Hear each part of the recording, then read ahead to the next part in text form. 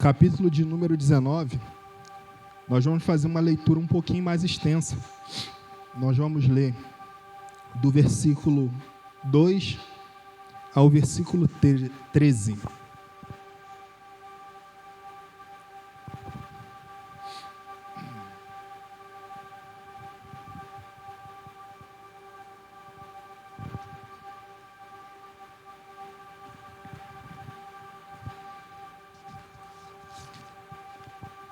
Todos encontraram? Amém? Graças a Deus. E assim diz a palavra do Senhor. Então Jezabel mandou um mensageiro dizer a Elias: assim me façam os deuses o que bem quiserem, se de certo, amanhã a essas horas não puser a tua vida como a de um deles. O que vendo ele, se levantou e para escapar com vida, fugiu. E chegando a Berseba, que é de Judá, deixou ali o seu moço. Ele, porém, foi ao deserto, caminho de um dia, e foi sentar-se debaixo de um zimbro, e pediu para si a morte e disse: já basta, ó Senhor, toma agora a minha vida, pois não sou melhor do que meus pais. E deitou-se e dormiu debaixo do zimbro. Então o anjo o tocou e lhe disse: levanta-te e come.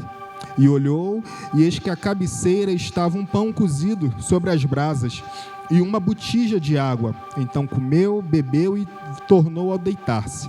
E o anjo do Senhor voltou uma segunda vez e tocou e disse: levanta-te e come, porque te será muito longo o caminho. Levantou, pois, comeu e bebeu, e com a força daquela comida caminhou 40 dias e 40 noites, até Horebe, o monte de Deus. E ali entrou numa caverna e passou ali a noite. E eis que a palavra do Senhor veio a ele e lhe disse: que fazes aqui, Elias? E ele disse: tenho sido muito zeloso pelo Senhor dos exércitos, Deus dos exércitos, porque os filhos de Israel deixaram a tua aliança, derrubaram os teus altares, mataram os teus profetas à espada, e fiquei eu só, e buscaram a minha vida para a tirarem. E disse Deus: sai para fora neste monte perante o Senhor. E eis que passava o Senhor, como também um grande e forte vento que fendia os montes e quebrava as penhas diante do Senhor. Porém, o Senhor não estava no vento. Depois do vento, um terremoto. Também o Senhor não estava no terremoto. E depois do terremoto, um vento. Porém, também o Senhor não... um fogo. Porém, também o Senhor não estava no fogo. E depois do fogo, uma voz mansa e delicada. E sucedeu que, ouvindo-a, Elias envolveu o seu rosto na sua capa, saiu para fora e pôs-se à entrada da caverna. Então veio a ele uma voz que dizia: que fazes aqui, Elias? E vocês digam graças a Deus. Amém. Irmãos, a história de Elias não é uma história que vocês não conhecem. Nós vamos estar aqui contextualizando ela e aplicando segundo aquilo que Deus colocou no meu coração. Então, só para a gente compreender melhor esse cenário, Elias, ele foi um homem separado por Deus. A Bíblia não relata muitos detalhes da vida de Elias, só deixa claro da onde que ele era, e até então ele aparece no cenário profetizando contra Acabe, que era o rei daquele momento. Sendo que Salomão morreu, vieram os seus filhos, até que chegou um momento que o reino se dividiu, o reino do norte e o reino do sul. Com isso, o reino do norte ficaram com 10 tribos, e o reino do sul ficou somente com Judá.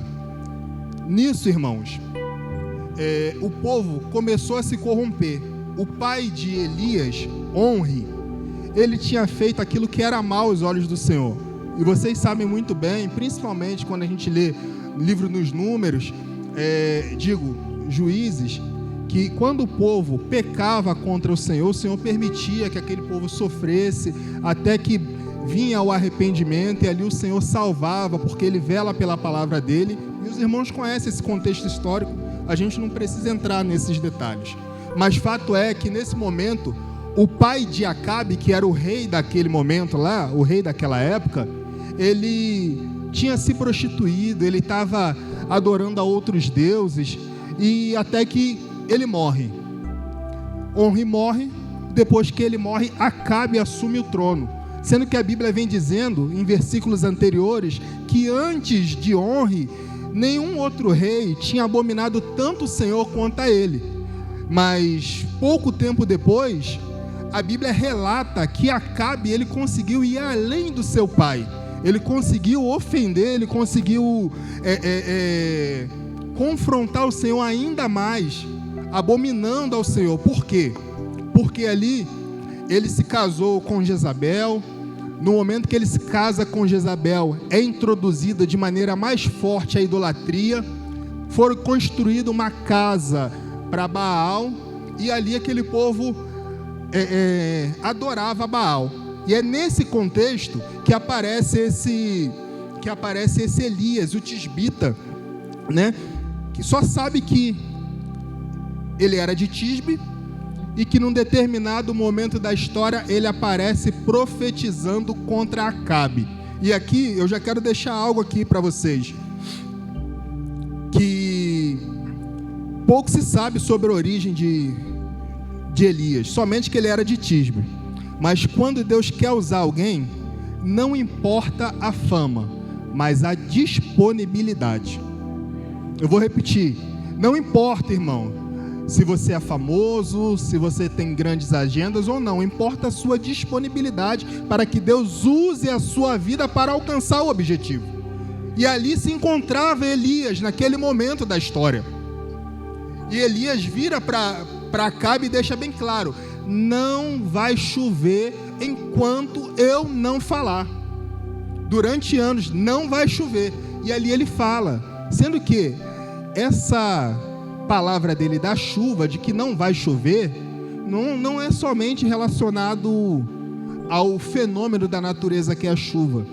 Elias naquele momento estava confrontando aqueles deuses que eles adoravam, porque quando se fala de Baal naquela época, ele era o deus da tempestade, ele era o deus da chuva, ele era o deus da fertilidade. E aí com isso, quando Elias abre a sua boca e fala isso daí, ele confronta diretamente aquele que eles estavam adorando, aquele que eles estavam colocando a confiança deles. E Elias fala que não vai chover. Os irmãos conhecem a história. Passam 3 anos e meio, vem a palavra do Senhor a Elias dizendo: agora você faz o seguinte, agora você volta. Sendo que, desculpa, eu pulei. Depois que Elias falou que não iria chover, 1 Reis, capítulo 17, versículo 12 a 16, ele vai para onde? Ele vai para o Querite. Irmãos, ele liberou uma palavra dizendo que não teria água, que a provisão daquele povo acabaria, né, que diminuiria, ficaria escassa até a ponto que eles morressem por conta da abominação ao Deus de Israel. Sendo que Deus sustentava ali o seu profeta diariamente com pão e água. Ele era alimentado diariamente. Então, irmãos, Deus o enviou para o Querite. Os corvos o alimentaram diariamente, 2 vezes por dia. De manhã, chegava lá, tinha pão, tinha carne e tinha água.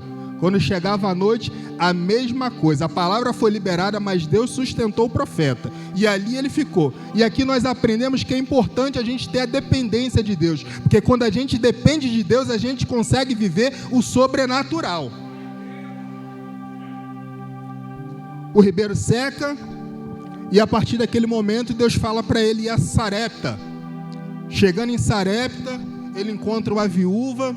Essa viúva estava pegando gravetos. Ele pede para que ela fizesse um bolo para ele. para que ela fizesse o bolo, ele fala, a viúva diz: olha, eu só tenho isso daqui, que eu estaria fazendo um bolo para eu e meu filho, e dali nós morreríamos. Enfim, ela obedece o profeta, e a partir daquele momento ela faz o bolo, ele se alimenta e ele libera uma palavra. Quando ele libera uma palavra, a farinha e o azeite não acabam, a farinha e o azeite continuam lá, e em meio à crise, Deus sustenta os seus filhos. Ele saiu de lá, ele liberou a palavra, ele foi para o meio do deserto, e Deus continuou usando ele para ser bênção na vida de outras pessoas também. Passado mais um tempo, o filho daquela viúva vem a falecer. Quando o filho dela falece, ela vai até ele, os irmãos conhecem a história, ele mede o menino 3 vezes, ele ora por ele, a saúde é restaurada, e mais uma vez o nome do Senhor é restaurado, é engrandecido. A partir desse momento, Deus chama Elias e fala: agora vai lá. Agora é a hora de você se mostrar, conjecturando. É hora de você chegar àquele povo obstinado que havia me deixado. Vamos ver se agora eles entendem o propósito. E Elias retorna, Elias vai até Acabe e propõe um desafio. Que desafio é esse, irmão Humberto? O desafio é o seguinte: Baal, você que cultua a Baal, pega os 450 profetas de Baal, pega mais os 400 de Azerá, e nós vamos fazer aqui um desafio para ver realmente quem é Deus. Sendo que ele pega esse povo e vai todo mundo para cima do monte. Chegando em cima do monte, Elias dá as opções de como que seria aquele sacrifício. Pede para separar animais, dá oportunidade para os profetas de Baal, para que eles iniciassem o sacrifício, e ali ele fica aguardando. A Bíblia vem relatando que cerca de meio-dia eles estão lá adorando a Baal, gritando, esperneando, se cortando, sangrando, e Elias vai e fala: eu acho que Baal deve estar dormindo ou está muito ocupado. Fala mais alto aí, grita para Baal, vê se ele te escuta, porque aparentemente não está dando certo não. Os irmãos já conhecem a história, então eu estou acelerando. E nisso não acontece nada. Quando Elias assume essa responsabilidade, ele pega as pedras e coloca em ordem. Ele inicia profeticamente o que aconteceria, porque eu falei lá atrás que o reino havia se dividido. Quando o reino tinha sido dividido, ele pega e coloca pedra sobre pedra no holocausto, para que assim fizesse a adoração. Então aqui nós já entendemos o princípio. Para que Deus faça o milagre, primeiramente a gente precisa colocar a base em ordem. Irmão, eu não sei o que está fora de ordem na sua vida. Não está dentro do esboço. Eu tinha esboçado de uma forma, mas o Espírito Santo de Deus está conduzindo da forma dele. Eu não sei o que saiu do controle no meio desse tempo, no meio da sua caminhada. Mas o que Deus hoje usa a minha boca aqui para te dizer é o seguinte: para que o sobrenatural aconteça e seja testificado que eu sou o Senhor na sua vida, é necessário colocar primeiro as coisas em ordem.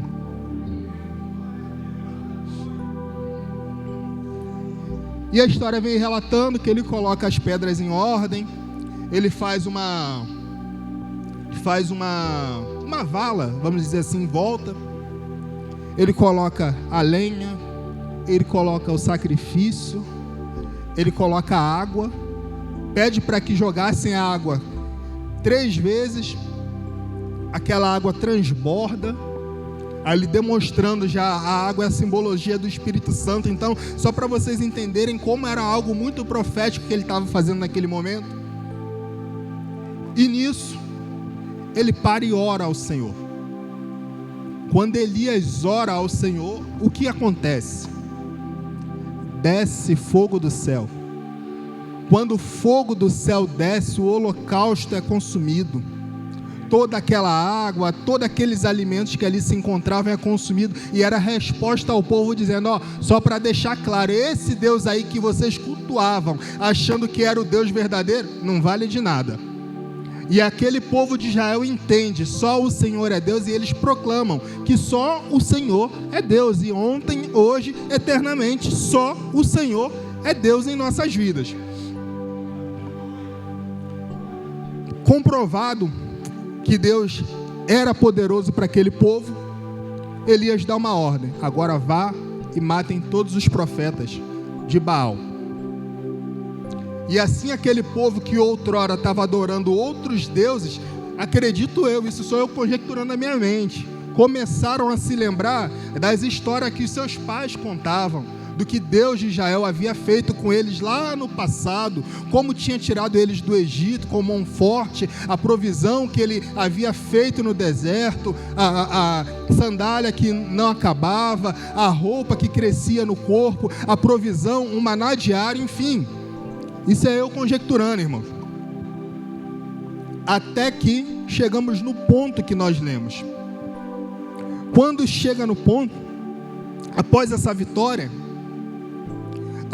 a chuva cai. Depois disso daí, Elias pede para que Acabe saísse, que senão ia ser alcançado pelas chuvas. A chuva cai, demonstrando que só Deus tinha o poder nos céus e na terra. E depois disso daí, a notícia chega até Jezabel. Quando a notícia chega a Jezabel, esposa de Acabe, ela fica endemoniada. Eu não encontro uma outra palavra para descrever o sentimento dela naquele momento de revolta. E ela manda um recado para o profeta. É onde chega o texto que nós lemos iniciando no versículo 2 aqui. Ela promete que se não acontecesse, ela morreria. Se no dia seguinte, aquele homem, ele não estivesse morto. E aqui, o profeta Elias, ele foge, irmão. Após a vitória, ele orou, Deus mandou a chuva, encerrou o tempo de seca, aí Jezabel ameaça matá-lo, ele fugiu para o deserto, cansado, aí chegou lá, pedindo a morte. Aí nisso, cansado, ele ora, pede a morte a Deus, mas Deus entende o que o profeta queria. Ele não queria a morte. A Bíblia vem dizendo: não, eu sei que eu vou morrer uma hora igual meus pais, adianta, conjecturando, adianta o processo, me mata logo, Senhor, não quero mais não dá, esse povo é obstinado, esse povo é de dura cerviz, esse povo cocheia entre dois pensamentos, não dá certo, me mata. Aí Deus do céu olhando, pensando: não é isso que você quer não, isso é cansaço. E aqui nós entramos na mensagem. Elias ficou cansado. Nós falamos dos milagres que foram operados por intermédio da vida de Elias. Mas mesmo assim, após uma ameaça, Elias se esqueceu de tudo aquilo que tinha acontecido e se escondeu e pediu a morte debaixo de um pé de zimbro. Por isso Elias é covarde?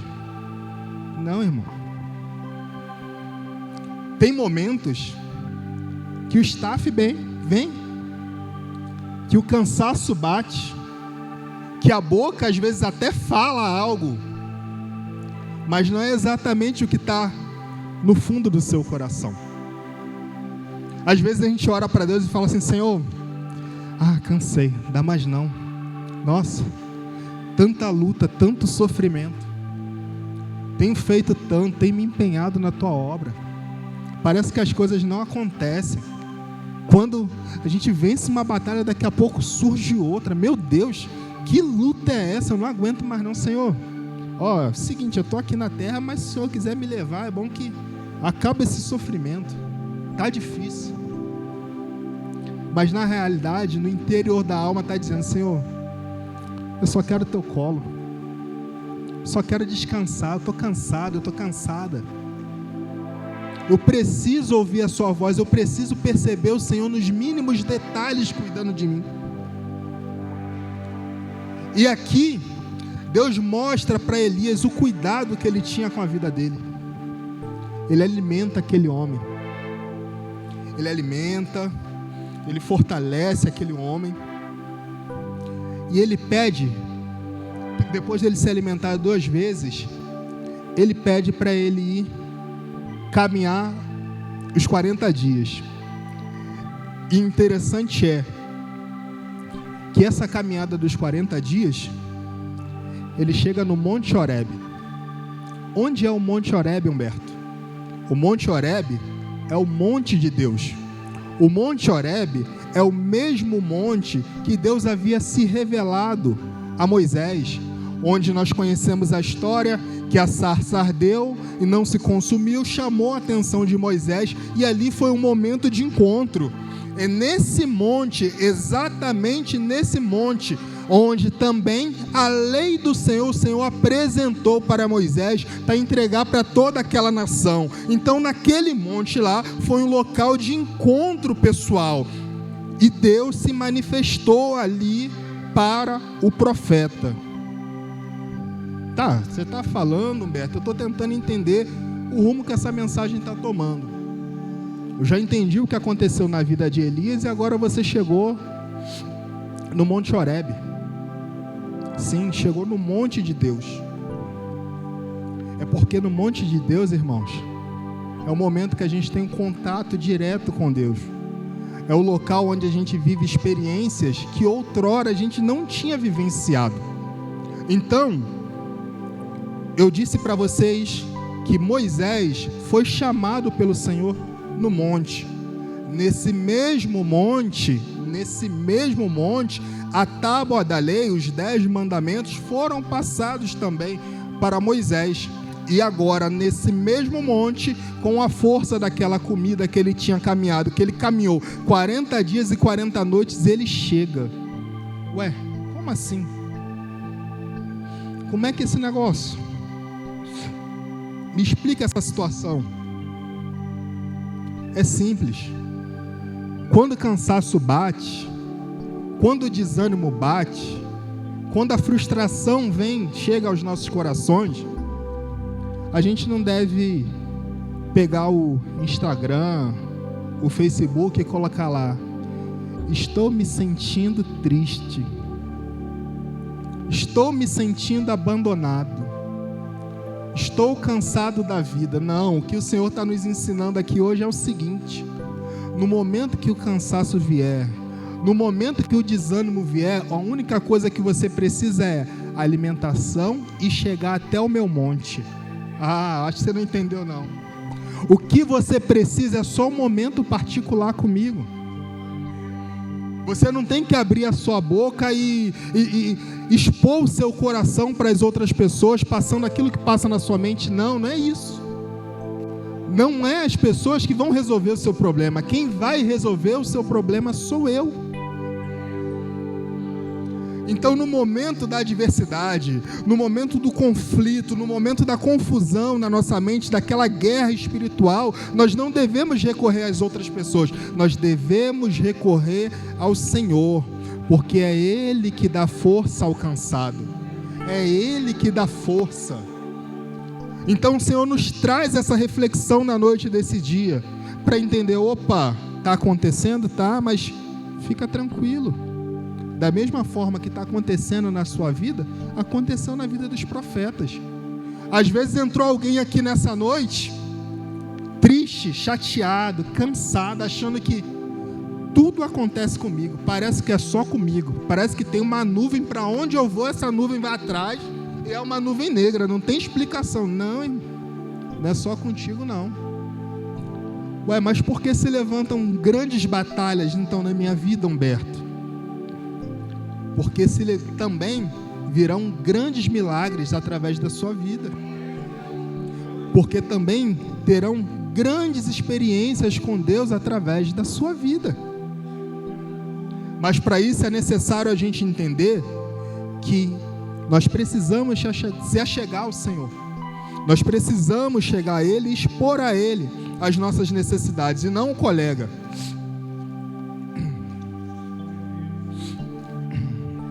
Então, é no Horebe que a manifestação divina vem. É no mesmo Horebe que o encontro pessoal com Deus acontece. É no mesmo Horebe que a renovação espiritual acontece. E é no Horebe que Deus direciona. Como assim, Humberto? No próprio Horebe, Elias cansado, se encontrava lá. Deus vira para Elias e fala assim: que fazes aqui, Elias? Olha só, Deus conversando com o homem.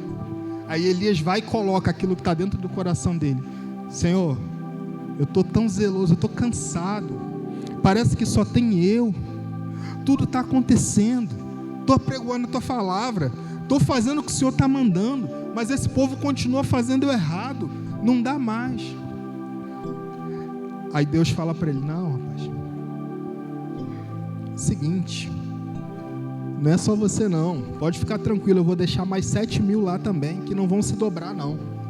E além disso daí, o que você vai fazer? Você vai sair daqui, você tem reis a ungir ainda. Ou seja, a obra ainda não acabou, meu filho. Por mais que você queira que acabe, ainda não é o momento. Eu preciso te usar ainda. Eu preciso te usar para outras pessoas ainda. Então, o que o Espírito de Deus está colocando no meu coração aqui, nesse momento, para falar para você, irmão, não pare, não é o fim. O Senhor ainda quer usar a sua vida para que outras pessoas sejam alcançadas.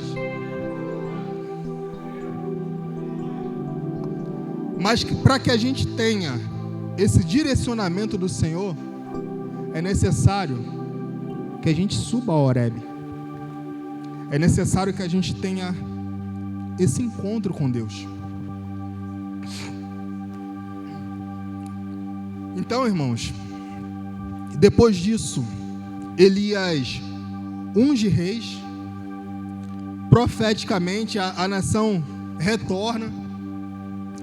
Nisso daqui, ele unge a Eliseu, Eliseu se torna o seu ajudador. E vocês conhecem a história de Eliseu. Eliseu, ele teve a unção dobrada daquilo que Deus fazia na vida do Elias. Deus fez 2 vezes mais na vida do Eliseu. Vocês já conhecem essa história. E só para vocês entenderem, se Elias tivesse parado, e aí? Poderia ter acontecido? Poderia. Mas será que seria tão rápido isso? Ou será que Deus teria que levantar um outro profeta, preparar todo um cenário para que aquilo acontecesse? Irmãos, Deus está contando comigo e Deus está contando contigo. Não pense você que na sua limitação, que você não tem importância para Deus, não. Pelo contrário, cada um de nós temos, mas cada um tem um chamado específico. E o que nós precisamos entender eu lembro que uma vez, eu não lembro se foi numa conversa, o pastor comentou falando do pastor Lucinho, eu nunca mais esqueci disso, que o pastor Lucinho fala que Deus não precisa, não é questão de pessoas específicas, ele só precisa de um instrumento para alcançar o objetivo. E é isso.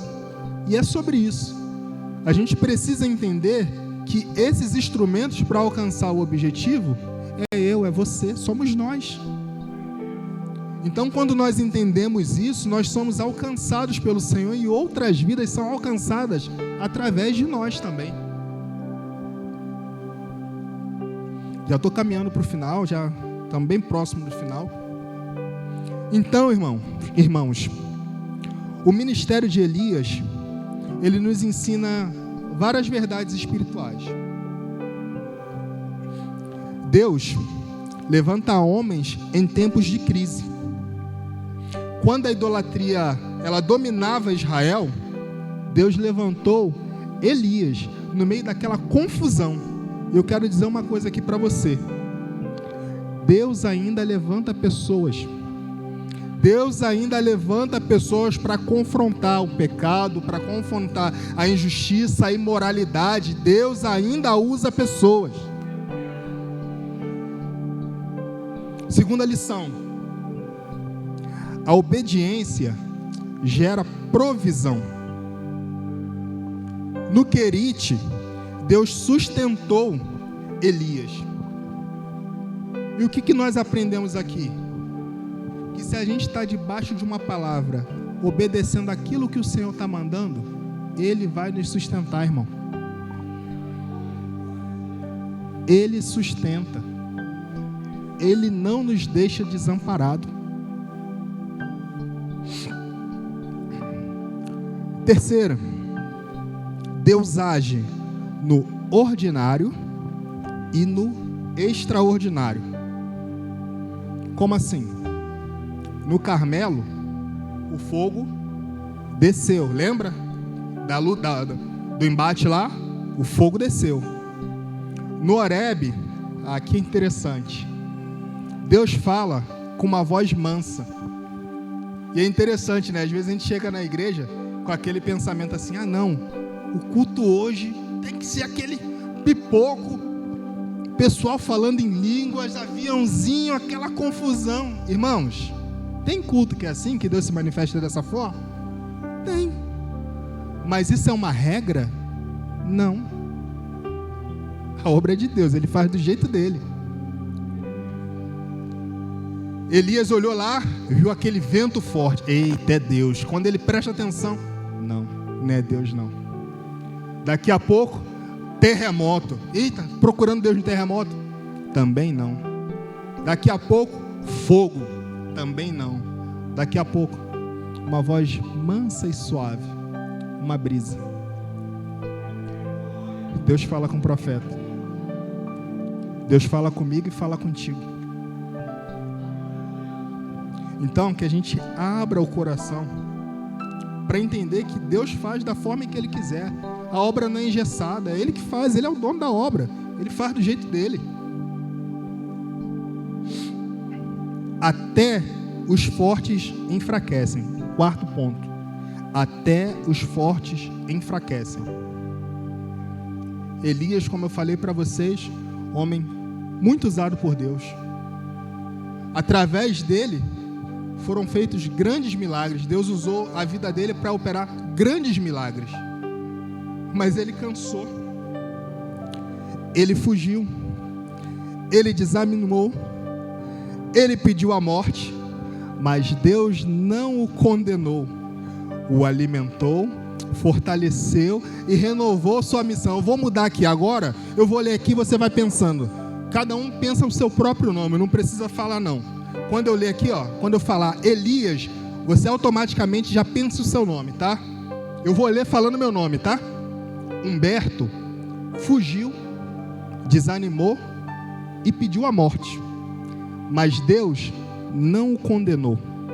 O alimentou, fortaleceu e renovou a sua missão. Rabash, Remanai.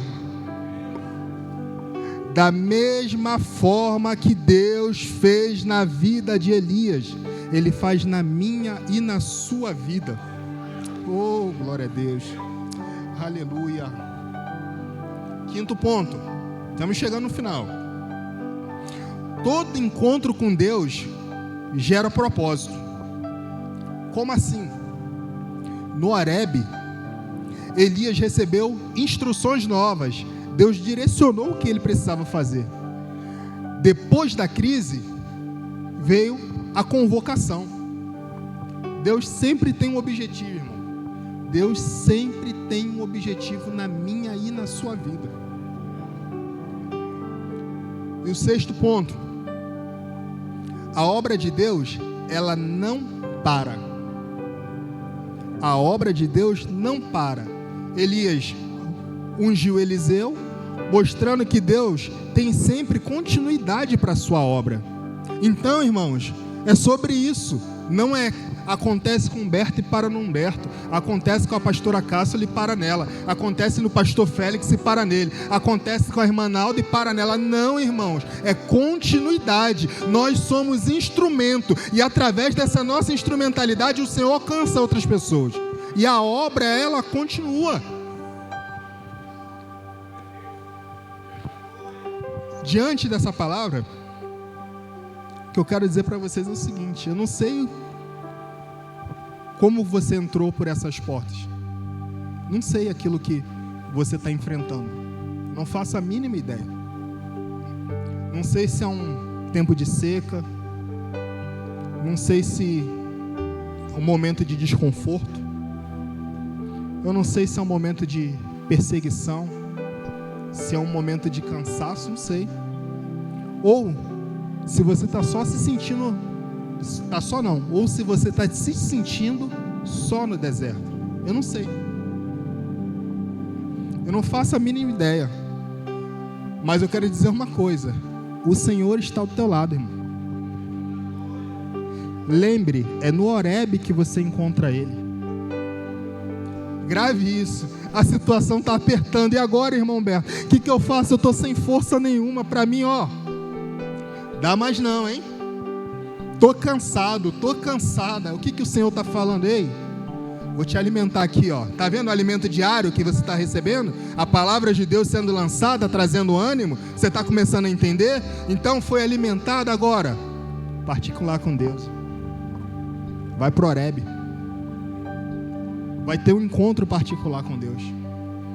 E é no Horebe que o Senhor vai falar contigo. Lembra de uma coisa: no Horebe, Deus ainda fala. Ele ainda renova. Ele ainda levanta. Ele ainda envia. Tudo isso acontece no Horebe. Então, meu irmão, minha irmã, assim como Elias, você também pode se levantar renovado. Você pode se levantar renovada, restaurado, para poder o quê? Viver o propósito de Deus na sua vida. Então hoje a palavra do Senhor, ela nos direciona a isso. Foi isso que o Espírito Santo de Deus colocou no meu coração. E eu queria estar pedindo aqui à igreja, vocês se coloquem de pé, vamos orar?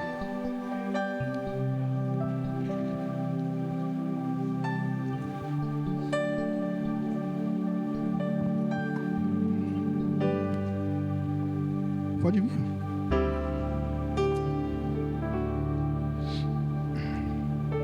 Deus ainda fala, irmão, no deserto. Deus ainda cuida de você. Você não está sozinho nesse propósito. Não está sozinha nessa dificuldade. Mas é necessário ter esse encontro. É necessário ter esse particular com o Senhor. Oremos. Senhor, nosso Deus e Pai, eterno e poderoso. Ó Deus, a Tua palavra foi pregada, Senhor. Pai, nós entendemos, Pai, que nós dependemos totalmente